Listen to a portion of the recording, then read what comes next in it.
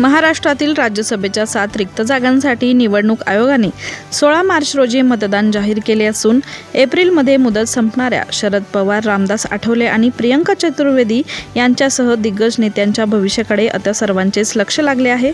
विधानसभेतील संख्याबळाचा विचार करता महायुतीचे 6 उमेदवार सहज निवडून येण्याची चिन्हे असून दिवंगत अजित पवार यांचे पुत्र पार्थ पवार यांना राज्यसभेवर संधी मिळण्याची दाट शक्यता वर्तवली जाते। महाविकास आघाडीकडे केवळ एका जागेसाठी पुरेसे संख्याबळ असून दुसऱ्या जागेसाठी चुरस निर्माण होऊ शकते। 5 मार्चपर्यंत उमेदवारी अर्ज भरण्याची मुदत असून 16 मार्चला मतदान होईल आणि त्याच दिवशी सायंकाळी निकाल स्पष्ट होतील। इंदापूर तालुक्यातील भिगवण येथील तरुणीच्या कथित अपहरण प्रकरणाला आता वेगळंच वळण मिळाले।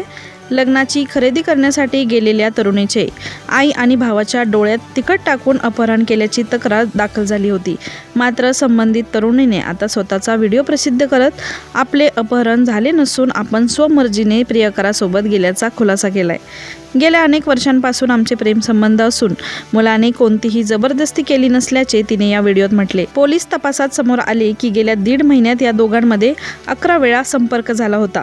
मध्यरात्री होणारे हे फोन कॉल्स अवघ्या 3 ते 5 सेकंदांचे असायचे आणि त्यानंतर लगेच व्हॉट्सअपवर त्यांचे संभाषण सुरू व्हायचे।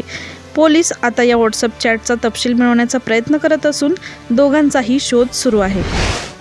जात पडताळणी आणि कुणबी दाखल्यासाठी 6,000 रुपयांची लाच स्वीकारताना आश्वी बुद्रुक येथील तलाठी बाबासाहेब बोराडे याच्यासह 2 खासगी व्यक्तींना लाचलुचपत प्रतिबंधक विभागाने रंगेहात पकडले। तक्रारदाराच्या बहिणीच्या दाखल्यासाठी एकूण 13,000 रुपयांची मागणी करण्यात आली होती, ज्यातील पहिला हप्ता स्वीकारताना ही कारवाई करण्यात आली। यामध्ये तलाठ्याचा भाचा प्रतीक कातोरे आणि हितेश घोडेकर या 2 खासगी इसमांचाही समावेश आहे। यापूर्वी देखील आरोपीने तक्रारदाराकडून 13,000 रुपये उकळले होते।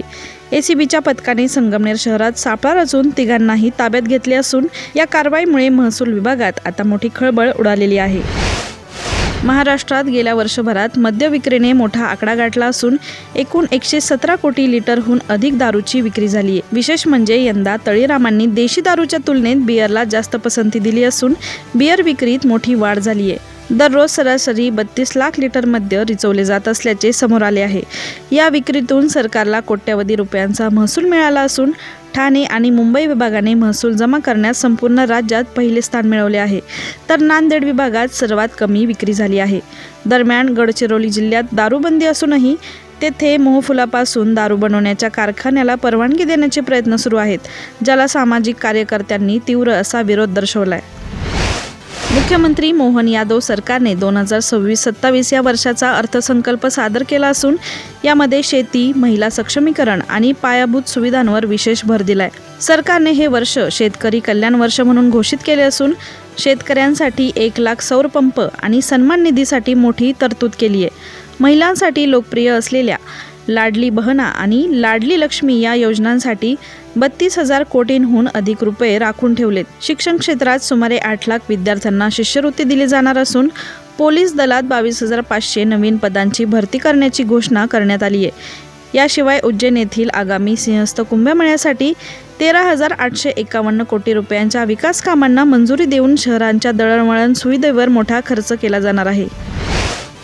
सोशल मीडियामुळे मुलांच्या मनावर होणारे परिणाम आणि इंटरनेटवरील धोके पाहता केंद्र सरकार आता कडक नियम बनवण्याच्या तयारीत आहे। केंद्रीय IT मंत्री अश्विनी वैष्णव यांनी नुकतेच याचे संकेत दिले आहेत।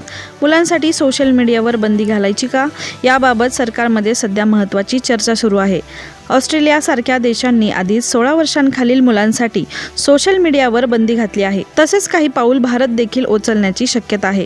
सरकार सध्या फेसबुक, यूट्यूब आणि इंस्टाग्राम सारख्या कंपन्यांची वयानुसार फिल्टर लावण्याबाबत बोलत आहे। कंपन्यांना भारताचे नियम पाळावेच लागतील असे मंत्र्यांनी ठणकावून सांगितले आहे। विशेषतः डीपफेक सारख्या धोक्यांपासून मुलांना वाचवण्यासाठी नवीन आणि कडक कायदे आणले जाऊ शकतात। मुलांनी इंटरनेटवर फक्त त्यांच्या उपयोगाच्याच गोष्टी पाहाव्यात आणि त्यांचे भविष्य सुरक्षित राहावे, हा यामागचा सरकारचा मुख्य उद्देश आहे। लवकरच याबद्दल मोठे बदल आपल्याला पाहायला मिळू शकतात।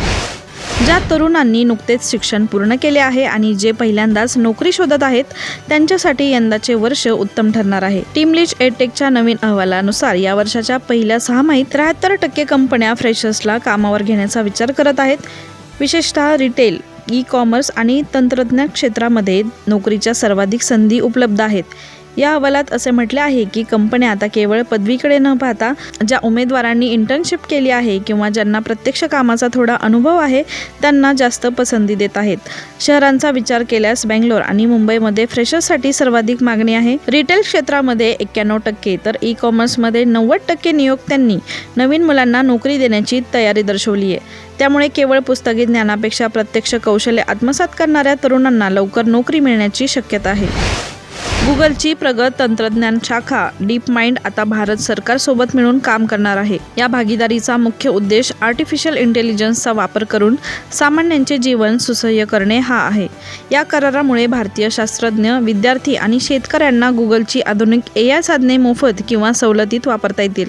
विशेषतः शेतीमध्ये पीक सुधारणे, हवामानाचा अंदाज घेणे आणि विज्ञानात नवनवीन औषधांचा शोध लावणे आता अधिक वेगाने शक्य होणार आहे. भारत सध्या AI तंत्रज्ञान वापरण्यात जगात आघाडीवर असून या नवीन मैत्रीमुळे आरोग्य आणि शिक्षणासारख्या महत्त्वाच्या क्षेत्रांमध्ये मोठे सकारात्मक बदल पाहायला मिळतील.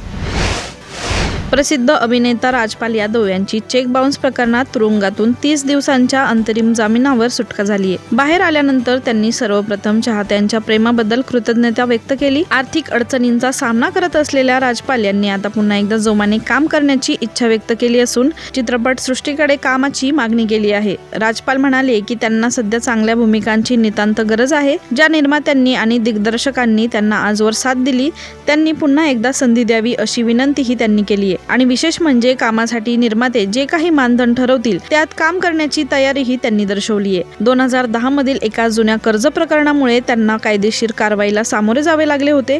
मात्र आता सर्व विसरून प्रेक्षकांचे मनोरंजन करण्यासाठी ते सज्ज झाले आहेत. पाकिस्तानच्या साहिबजादा फरहानने T20 विश्वचषक 2026 मध्ये नामिबिया विरुद्ध ऐतिहासिक शतक झळकावले. कोलंबोच्या मैदानावर त्याने 58 चेंडूंमध्ये नाबाद 100 धावा केल्या. यासह विश्वचषकात शतक ठोकणारा तो अहमद शहजादनंतर पाकिस्तानचा केवळ दुसरा फलंदाज ठरलाय. फरहानने आपल्या खेळीत 11 चौकार आणि 4 षटकार लगावले.